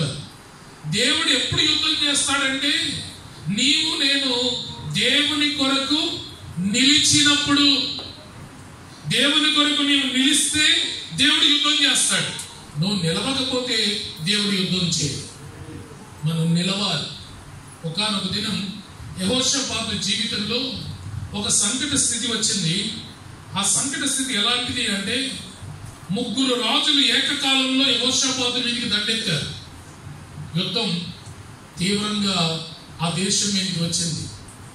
ఆ యుద్ధంలో యెహోషాపాతు యుద్ధం చేసే సామర్థ్యం లేదు, పోరాడే శక్తి లేదు. దేవుడిని అడిగాడు, ప్రభు నేను యుద్ధం చేయలేను, నా సామర్థ్యం సరిపోదు, మీరే ఏమైనా చెయ్యండి అని ఉపవాసంతో దేవుని వేడుకున్నాడు. దేవుడు అన్నాడు, యుద్ధం నాదే, నేనే యుద్ధం చేస్తా. కానీ 2వ దినవృత్తాంతములు 20వ అధ్యాయము 2వ దినవృత్తాంతములు 20వ అధ్యాయము 17వ వచనాన్ని మనం చూస్తే అక్కడ చెప్పిన మాట ఏమిటంటే, ఓ యెహోషాపాతు రాజా, యూదా సమాజమా, యెరూషలేము కాపురస్తులారా, నేను కలగజేయు రక్షణను మీరు ఊరుకు నిలుచుండి చూడుడి. అయితే మీరందరూ యుద్ధ పంతులు తీర్చి నిలవబడుడి. నేను యుద్ధం చేస్తానని మీరు గుడారంలో పడుకోవద్దు. నేను యుద్ధం చేస్తానని దుప్పటి తల్లి పడుకోవద్దు. మీరు యుద్ధానికి ఎలా రావాలో అలా రావాలా. మీరు కవచం వేసుకోవాలా, శిరస్నానం పెట్టుకోవాలా, బూట్ వేసుకోవాలా, బల్లెం పట్టుకోవాలా, లేక కేడెం పట్టుకోవాలా, డాలు పట్టుకోవాలా, అన్ని పట్టుకొని యుద్ధ భూమికి రావాలా, వర్షంలో నిలబడాలా, యుద్ధం చేసినట్లుగా ఉండాలా. అప్పుడు నేను యుద్ధం చేస్తాను. దేవునికి స్తోత్రం. దేవునికి కావలసింది నిలిచేవాడు. ఆధ్యాత్మికమైన జీవితం అంతా బిల్డప్పే. ఇదంతా బిల్డప్ జీవితం. యుద్ధం ఎవరు చేస్తారు? దేవుడు చేస్తాడు. కానీ చేసినట్లుగా మనం ఉంటాం, అంతే, మనం చేయం. యుద్ధం ఎవరు చేస్తారు? అప్పుడు నీవు నేను యుద్ధం చేసినట్లుగా కనబడాలి. ఇదే క్రైస్తవ జీవితం. నిలిచే వాళ్ళు దేవునికి యోగ్యులు. నీ కుటుంబాల మధ్యలో నేను క్రైస్తవుణ్ణి అని నిలవలేని నిన్ను దేవుడు ఎందుకు వాడుకుంటాడు? నీవు పనిచేసే చోట, నీవు ఉద్యోగం చేసే చోట, లేక నీవు ప్రభుత్వ లెక్కల్లో నేను క్రైస్తవుణ్ణి అని చెప్పలేని నిన్ను దేవుడు ఎందుకు వాడుకుంటాడు? దేవుడు వాడుకోవాలంటే ఆయన కొరకు నిలవాలి.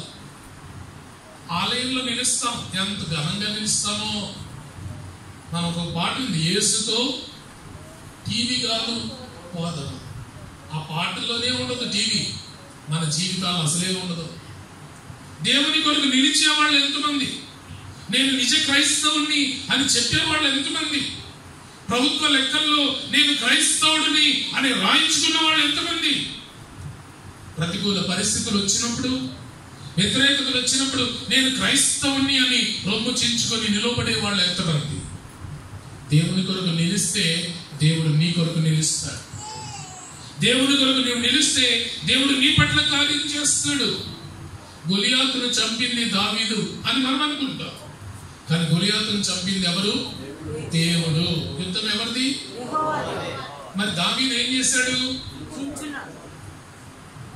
కూర్చొని లేదు, నిలిచాడు దేవుని కొరకు. దేవుని సంఘానికి అవమానం కలగకూడదు, నేను యుద్ధ వీరుణ్ణి, నేను నిలుస్తున్నాను అని నిలబడ్డాడు. ఒరిస్సలతో ఒక రాయి విసిరాడు. ఇప్పుడు రాయి దెబ్బకు గొలియాతు చచ్చాడా? దేవుని దెబ్బకు గొలియాతు చచ్చాడా? రాయి దెబ్బకే కనుక గొలియాతు చనిపోయి ఉంటే అతను వెనక్కి పడేవాడు, వెల్లెలుగులో పడేవాడు. కానీ ఈ రాయి దెబ్బ కంటే గొప్ప దెబ్బ వెనక దేవుడు కొట్టాడు కనుక అతడు బోర్ల దావీదు కాళ్ళ దగ్గర పడ్డాడు. దేవునికి స్తోత్రం. మనం నిలిస్తే యుద్ధం దేవుడు చేస్తాడు. నీవు నిలవకపోతే దేవుడు ఏం యుద్ధం చేస్తాడు? దేవుని కొరకు నిలిచే వాళ్ళు దేవుడికి కావాలి. ఈ దినాన్ని మనం అందరం తొట్టిల్లిపోతున్నాం, అనేక విషయాలు తప్పిపోతున్నాం, అనేక విషయాలు జారిపోతున్నాం, అనేక విషయాలు పడిపోతున్నాం. కీర్తనకారుడు అంటాడు 56వ కీర్తన 12వ వచనంలో, నా పాదములు జారా సిద్ధమాయను. నేను జారిపోతున్నాను, నేను పడిపోవడానికి సిద్ధంగా ఉన్నాను. ఈరోజు అనేకుల జీవితాలు పడిపోవడానికి లేక కృంగిపోవడానికి సిద్ధంగా ఉన్నాయి. అలా ఉంటే దేవుడు నిన్ను వాడడు. దేవుని కొరకు నిలిచేవాళ్ళు దేవుడికి కావాలి. దేవుని కొరకు నిలిచేవాళ్ళు దేవుడికి కావాలి. గిద్యోనును దేవుడు రేపాడు. గిద్యోనును రేపినప్పుడు గిద్యోను ఒక బోర తీసుకుని ఒక పెద్ద శబ్దం చేశాడు, ఒక పెద్ద కేక వినిపించాడు. వెంటనే ఇశ్రాయేలు సమాజంలో నుండి 32,000 మంది వచ్చారు. 32,000 మంది వచ్చి, గిద్యోను గారు మీరే నాయకులు, మేమే సైనికులు అన్నారు. దేవుడు అన్నాడు, గిద్యోను అనుకున్నాడు 32,000 మందిని చూసి చాలా సంబరపడి, ఆహా ఎంత గొప్ప సైన్యం, ఇప్పుడు నేను యుద్ధం చేస్తా. దేవుడు అన్నాడు, వీళ్ళందరూ పిరికోళ్ళు, అంత ధైర్యస్తులు కాదు. ఇప్పుడు చెప్పు, ఎంతమందికి భయం వేస్తుంది, వాళ్ళందరూ వెళ్ళిపోండి, ఎంతమందికి ధైర్యం ఉంది ఉండండి అని చెప్పు అన్నాడు. అంటే గిద్యోను చెప్పాడు, సమాజమా ఎంతమంది దేవుని కొరకు నిలవగలుగుతారు? భయపడే వాళ్ళు ఎవరంటే వెళ్ళిపోండి అంటే 22,000 మంది వెళ్ళిపోయారు. 32,000లో 22,000 మంది వెళ్ళిపోయారు. 10,000 మంది మిగిలారు. న్యాయాధిపతుల గ్రంథం 7వ అధ్యాయంలో మొదటి వచనంలో నిలిచిన వాళ్ళు 10,000 మంది. ఇప్పుడు గిద్యోను అనుకున్నాడు 10,000 మంది బాగా నిలబడతారు అన్నాడు. దేవుడు అన్నాడు, వీళ్ళు కూడా నిలబడే రకాలు కాదు, వెళ్ళి ఆ కాలువ దగ్గర నీళ్లు తాగమని చెప్పు. నిలిచే వాళ్ళు ఎంతమందో, పడిపోయే వాళ్ళు ఎంతమంది అక్కడ నీకు తెలుస్తుంది అని చెప్పి వాళ్ళందరినీ నీళ్లు తాగడానికి నది దగ్గర తీసుకువెళ్ళాడు. నీళ్లు తాగమన్నాడు. శత్రువులు వస్తున్నారు జాగ్రత్త అన్నాడు. అనేసరికి నీళ్లు తాగేవాళ్ళు, గతికేవాళ్ళు, పడిపోయేవాళ్ళు, కృంగిపోయిన వాళ్ళు అందరినీ పక్కకు తీస్తే 300 మంది మిగిలారు నిలిచేవాళ్ళు. మిగతా వాళ్ళందరూ వచ్చారు కానీ నిలవడానికి సామర్థ్యం లేని వాళ్ళు. 32,000 మందిలో 300 మంది నిలవగలిగే వాళ్ళు మిగిలారు. ఈరోజు ఇంత సంఘంలో దేవుని కొరకు నిలిచే వాళ్ళు ఎంతమంది? సాక్షిగా నిలుస్తారు, దేవుని కొరకు యోధుడిగా నిలుస్తారు. ఎన్ని ప్రతికూల పరిస్థితులు వచ్చినా, రేషన్ కార్డు తీసేసిన, ఆధార్ కార్డు తీసేసిన, ప్రభుత్వ లెక్కల నుంచి కొట్టేసిన, నాకు ఏ స్కీమ్ ఇవ్వకపోయినా దేవుని కొరకు నిలుస్తాను అన్న వాళ్ళు ఎంతమంది? ఈరోజు దేవుని కొరకు నిలిచేవాళ్ళు లేక దేవుని కార్యాలు జరగడం లేదు. దేవుని కొరకు నిలిచేవాళ్ళు దేవుడికి కావాలి. సాక్షిగా నిలిచేవాళ్ళు దేవుడికి కావాలి. ఇదిగో నేను దేవుని బిడ్డనని రొమ్ము విరిచి చెప్పేవాళ్ళు దేవుడికి కావాలి. ఆలయంలో సాక్ష్యాలకు సమయం ఇస్తే మైక్ మళ్ళీ ఎవరు పాస్టర్ గారికి సాక్ష్యాలు చెప్పండి అమ్మా, దేవుడు మీ పట్ల చేసిన మేలులు అంటే ఎన్ని గంటలు చెప్తారో సాక్ష్యాలు. ఈ సాక్ష్యం మీ వీధిలో చెప్పగలుగుతారా? ఈ సాక్ష్యం మీ సమాజంలో చెప్పగలుగుతారా? ఈ సాక్ష్యం అన్యుల మధ్యలో చెప్పగలుగుతారా? ఈ సాక్ష్యం లోకంలో చెప్పగలుగుతున్నారా? దేవుని కొరకు అక్కడ నిలవాలి. అలా నిలవలేకపోతున్నాం గనుకనేనట మనల్ని బట్టి దేవుని నామానికి అవమానం. వీడు క్రైస్తవుడు, ఈవిడ క్రైస్తవురాలు, కానీ వీడు మంచోడు కాదు అనే సాక్ష్యం ఉందే, అదే దేవుని నామానికి అవమానం తెస్తాం.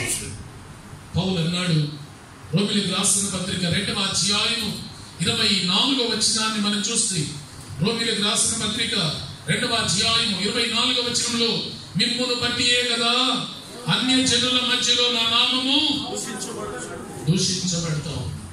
నిలవలేని సమాజం, కృంగిపోతున్న సమాజం, చిన్ని చిన్ని వాటికి పడిపోతున్న సమాజం వల్ల దేవుడికి ఏమొస్తుంది? అవమానం. నిలిచే వాళ్ళు దేవుడికి కావాలి. ఈ నలుగురు దేవుని కొరకు నిలిచారు. వాళ్ళకి సామర్థ్యం లేదు, వాళ్ళకి శక్తి లేదు, వాళ్ళకి బలము లేదు, కానీ దేవుని పని కొరకు నిలవాలన్నా ఆ మంచి సంకల్పం వారిని నిలవబెట్టింది. దేవునికి స్తోత్రం.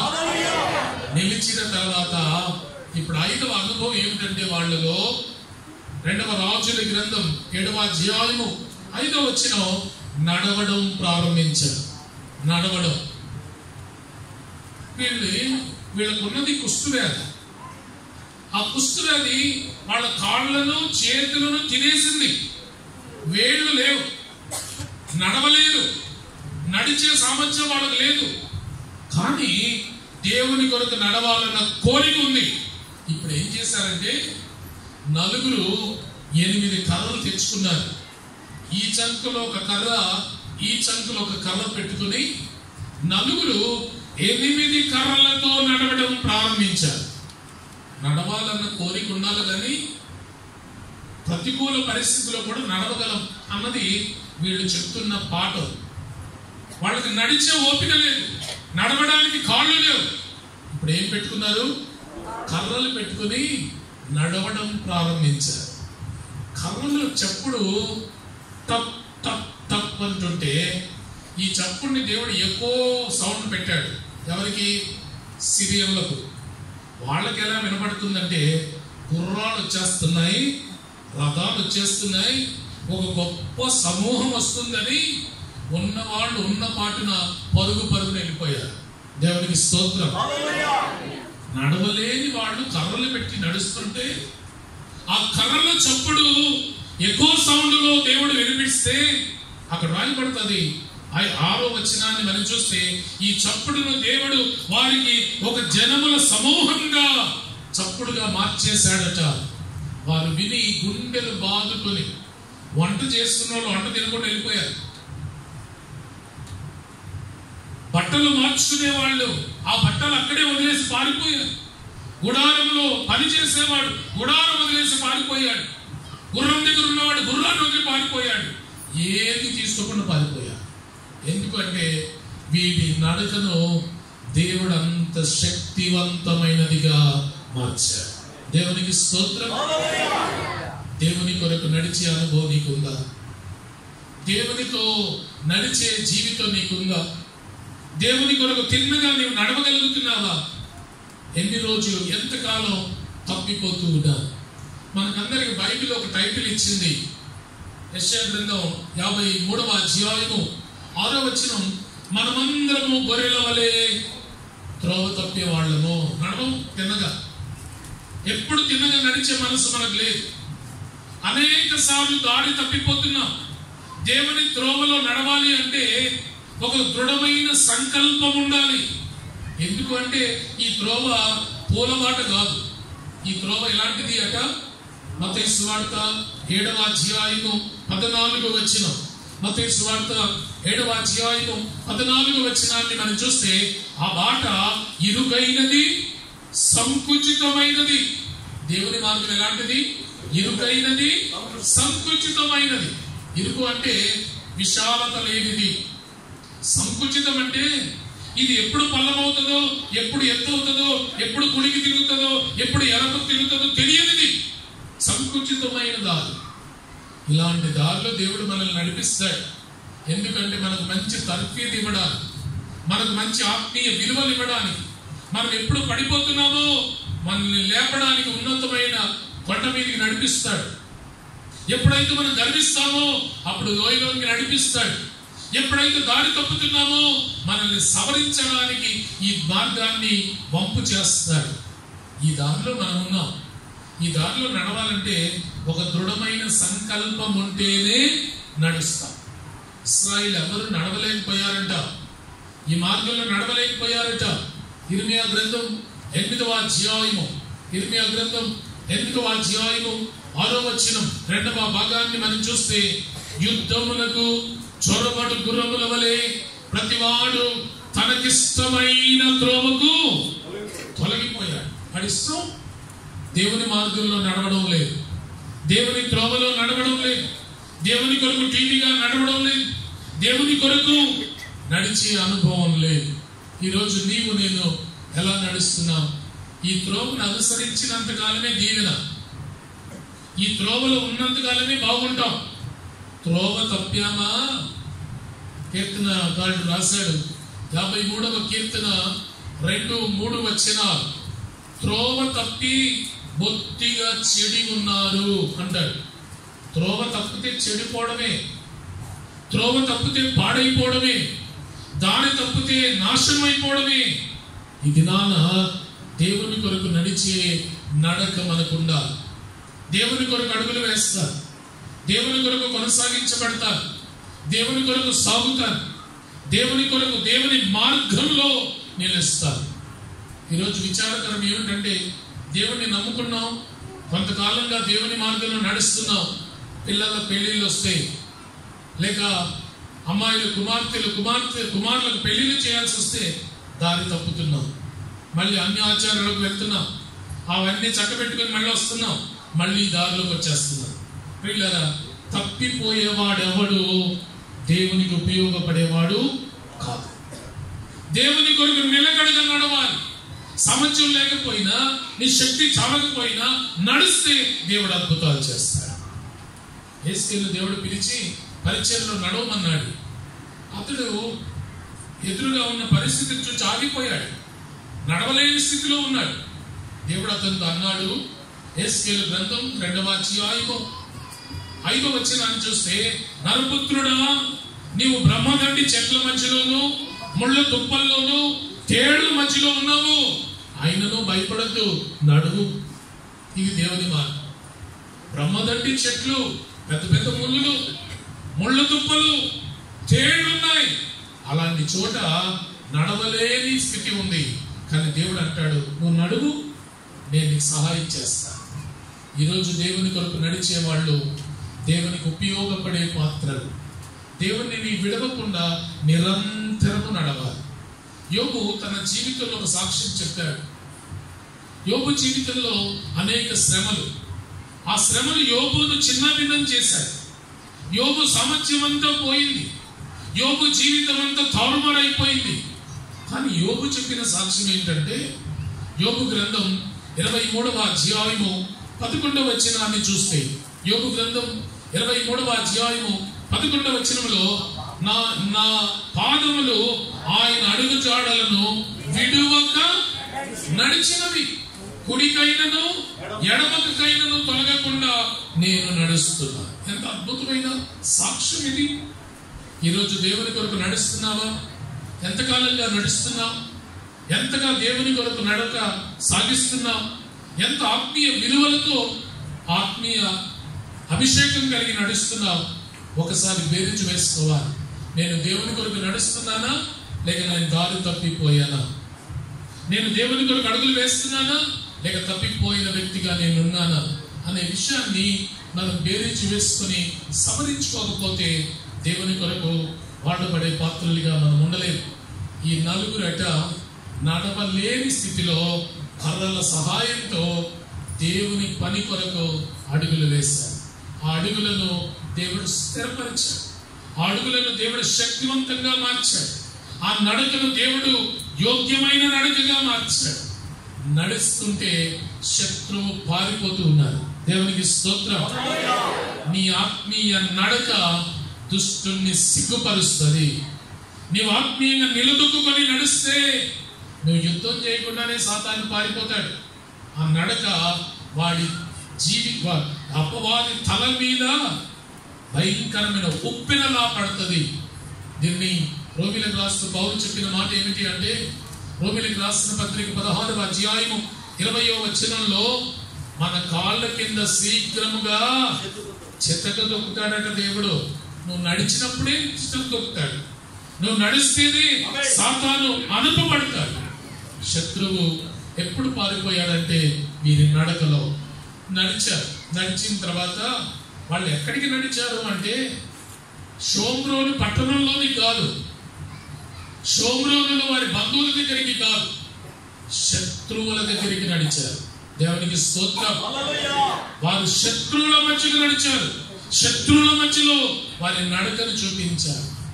శత్రువులు పారిపోయారు.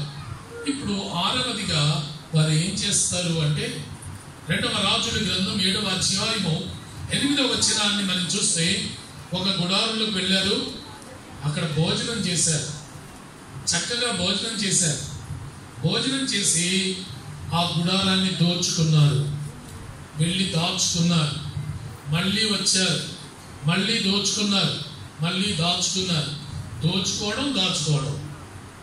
ఎంత చురుకైన వాళ్ళు అంటే, సామర్థ్యం లేని వాళ్ళు, కాళ్ళు లేని వాళ్ళు, నడక రాని వాళ్ళు, బలము లేని వాళ్ళు చురుకైన పాత్రను కలిగిస్తున్నారు.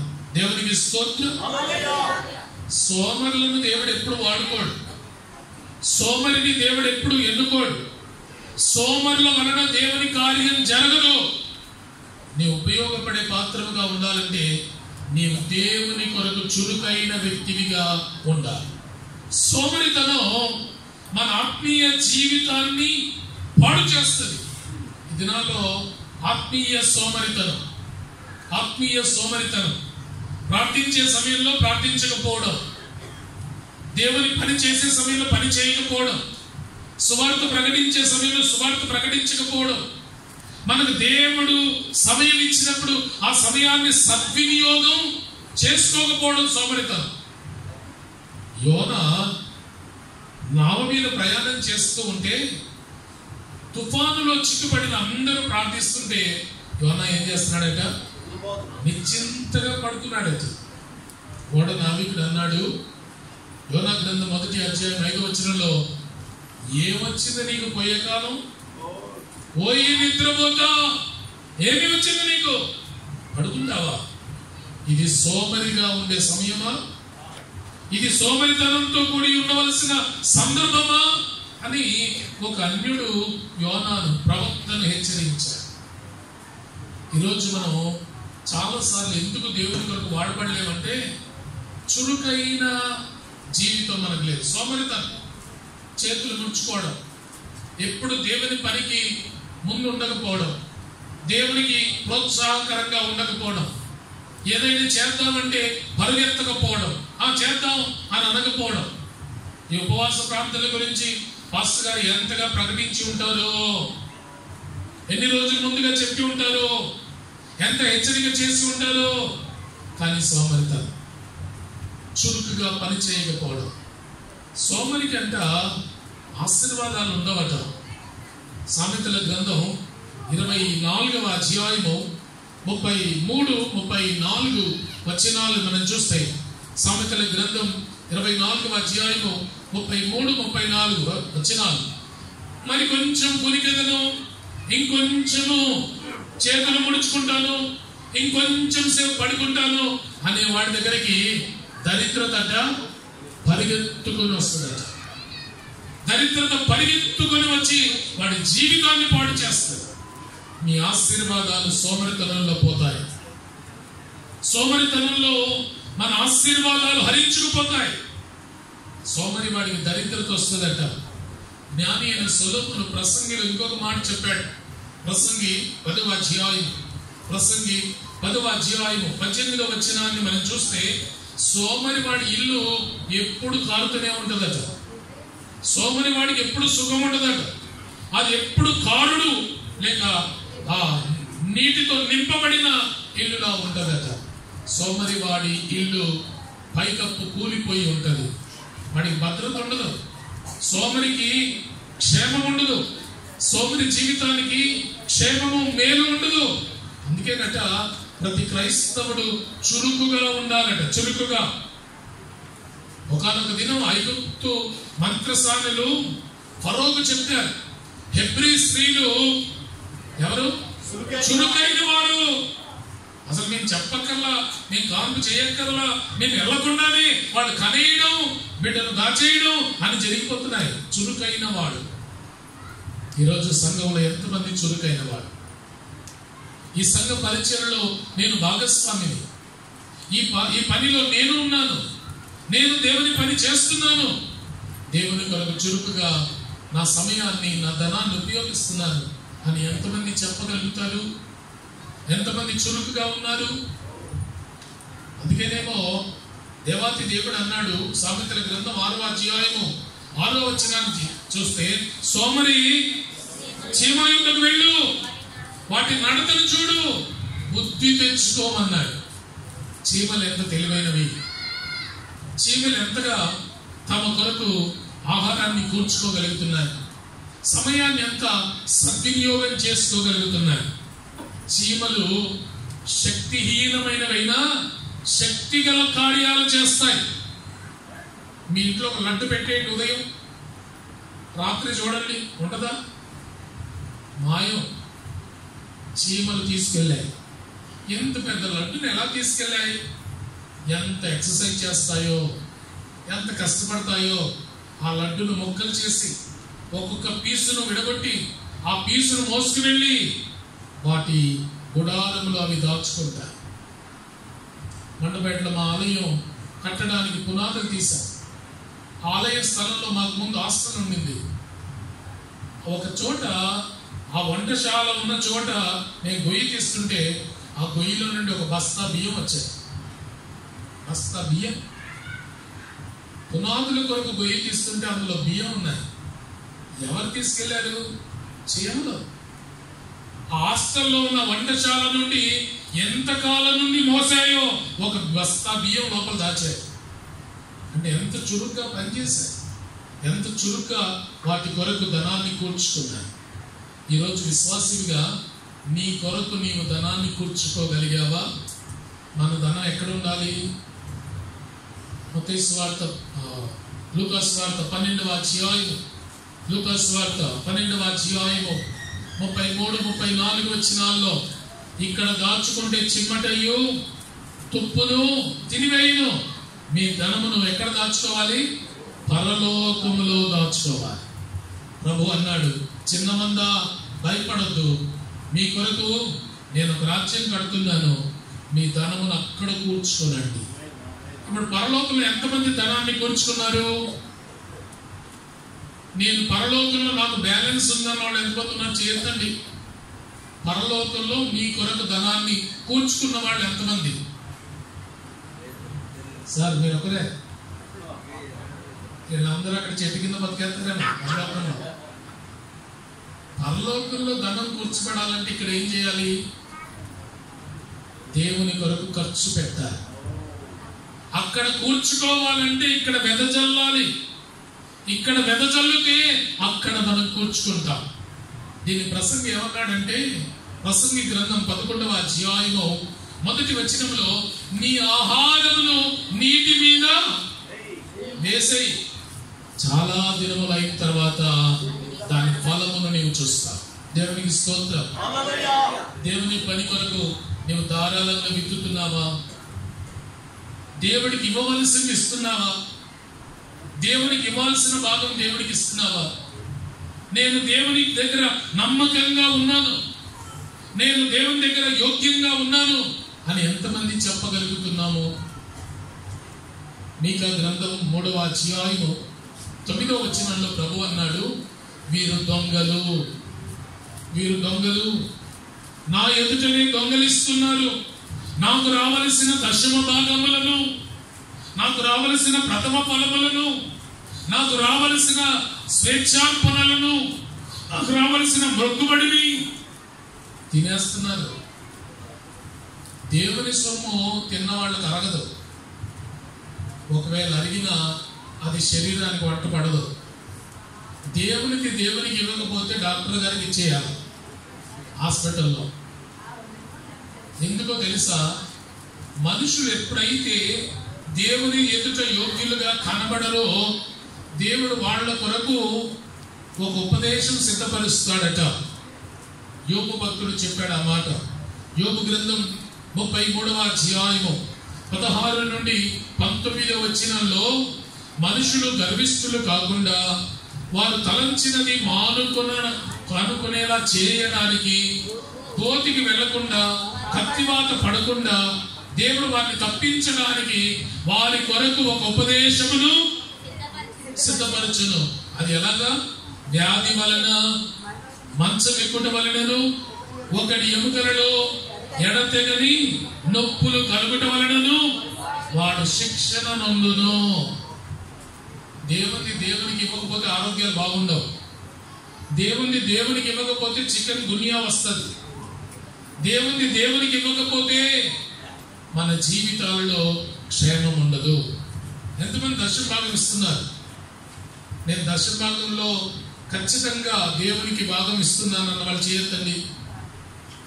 ఉన్నారా? మీరు ఎక్కడైనా ఉన్నారు? ఇక్కడే ఉన్నారా? దశమ భాగం ఇచ్చేవాడు చేయొద్దండి. ఒకరు ఇద్దరు, మరి మిగతా వాళ్ళంతా దొంగలు కాదు. మిమ్మల్ని దేవుడు వాడుకుంటాడా? మీకు దేవుడు బలం ఇస్తాడా? మిమ్మల్ని దేవుడు ఉపయోగిస్తాడా? ప్రభుత్వ లెక్కలో బ్లాక్ మనీ ఉన్నా పర్వాలేదేమో కానీ దేవుని లెక్కలో బ్లాక్ మనీ ఉంటే మాత్రం జైల్లో పడతారు. దేవునికి స్తోత్రం. బ్లాక్ మనీ అంటే దశమ భాగం చెల్లించిన డబ్బు. దేవునికి ఇవ్వవలసిన దశమ భాగం ఇవ్వకుండా మిగతా నువ్వు ఎంత తిన్నా అది బ్లాక్ మనీ. అది నీకు ప్రమాదము, అది నీకు ఆరోగ్యకరం కాదు. దేవుని కొరకు మనం ఇస్తే దేవుడు మన జీవితాన్ని దీవిస్తాడు. కొంతమంది గొప్పగా ప్రార్థన చేస్తారు, ప్రభువా ఆకాశ వాకిళ్ళు విప్పేయండి. మరి మీలో ఎంతమంది ఉన్నారో దేవుడు విప్పడానికి ఒక కండిషన్ పెట్టాడు. ఏమిటది? మీకా గ్రంథం 3వ అధ్యాయం 10వ వచనం, నా మందిరములో ఆహారం వండునట్లు దశమ భాగం అంతయు మీరు నా మందిర నిధిలోనికి తెచ్చి నన్ను శోధించిన ఎడల అప్పుడు నేను ఆకాశ వాకిళ్ళు విప్పడానికి ముందుంది. ఏమిటది?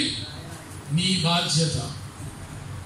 దేవునికి సమర్పణం కాకుండా, దేవుని కొరకు మన ధనాన్ని వెచ్చించకుండా అజ్ఞానంగా సోమరులుగా ఉన్న మనము దేవుని కొరకు వాడబడలేదు. సమయాన్ని సద్వినియోగం చేసుకోవాలా? పౌలు చెప్తున్న మాట ఏమిటంటే, ఎఫెసీయులకు రాసిన పత్రిక 5వ అధ్యాయము 25వ వచనములో, మీరు అజ్ఞానుల వలె కాక జ్ఞానుల వలె ప్రవర్తించండి, సమయాన్ని సద్వినియోగం చేసుకోనండి. ఇదే సమయం. దేవుడు మనల్ని దీవించిన కొలది, దేవుడు మనల్ని ఆశీర్వదించిన కొలది దేవుని పరిచర్యలో వాడబడాలి. అదే చురుకైన జీవితం, అదే జ్ఞాని జీవితం. ఈరోజు చీమలు సమయాన్ని సద్వినియోగం చేసుకుని తమ కొరకు ఒక ధననిధులను దాచుకున్నాయి. మరి నువ్వేం చేస్తున్నావు?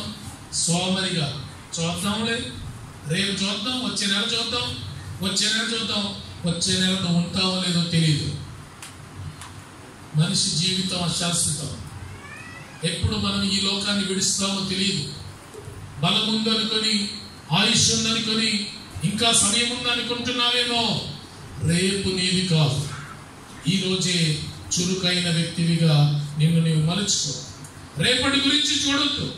కొరింథీయులకు రాస్తూ పౌలు అన్నాడు, కొరింథీయులకు రాసిన 2వ పత్రిక 6వ అధ్యాయము 2వ వచనములో, ఇది ఏ మిక్కిలి అనుకూల రేపు కాదు. లేదు, ఈరోజు దేవుని సన్నిధిలో నీవు చురుకైన వ్యక్తివిగా నీ కొరకు ధనాన్ని కూర్చుకో. యేసయ్య 5,000 మందికి ఆహారం పెట్టిన రోజట అందరూ సోమరులే, ఒక్క చిన్నవాడే చురుకైన వాడు.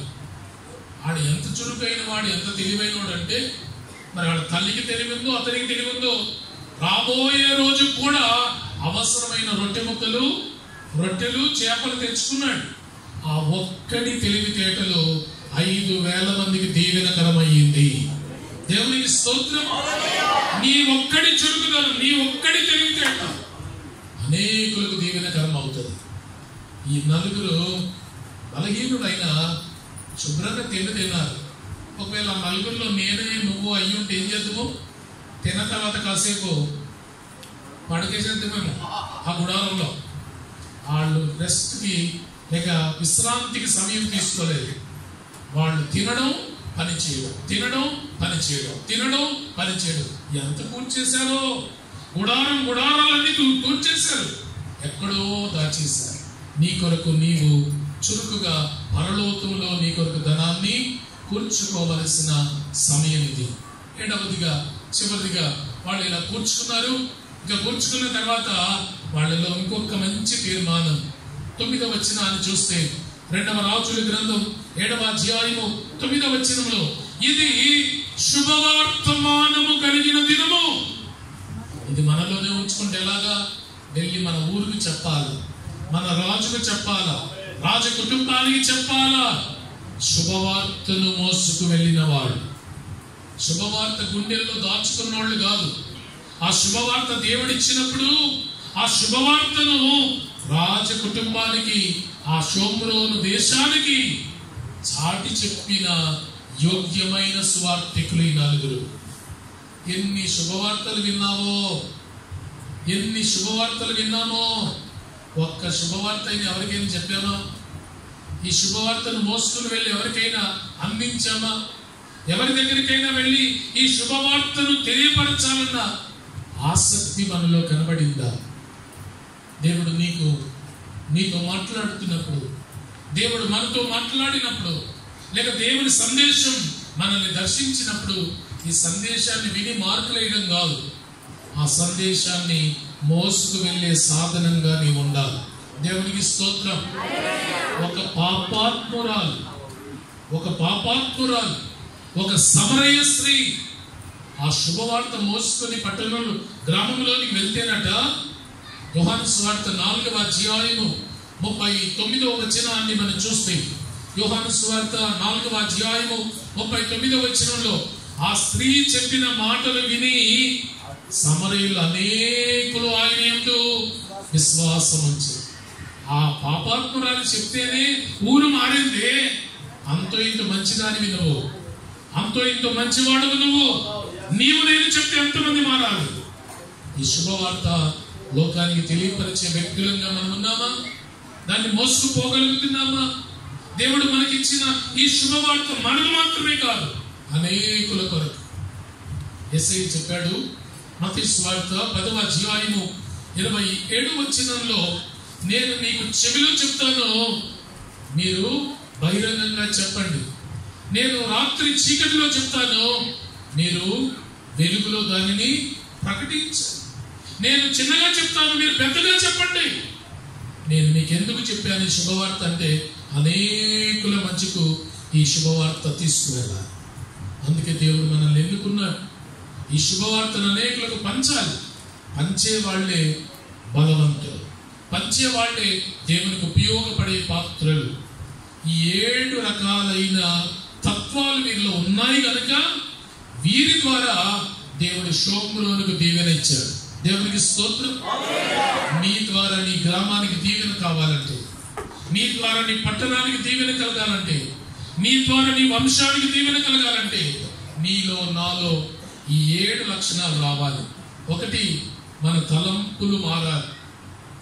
రెండవది, మన మనస్సు ప్రోత్సహించే మనస్సుగా ఉండాలి. మూడవది, తెగింపుతో దేవుని కొరకు చావుకైనా సిద్ధపడాలి. నాలుగవది, ఎక్కడ పడిపోయామో అక్కడ దేవుని కొరకు నిలవాలి. ఏ విషయంలో జారిపోయామో అక్కడ దేవుని కొరకు నిలబడడం నేర్చుకోవాలి. ఐదవదిగా, దేవుని కొరకు నడవాలి.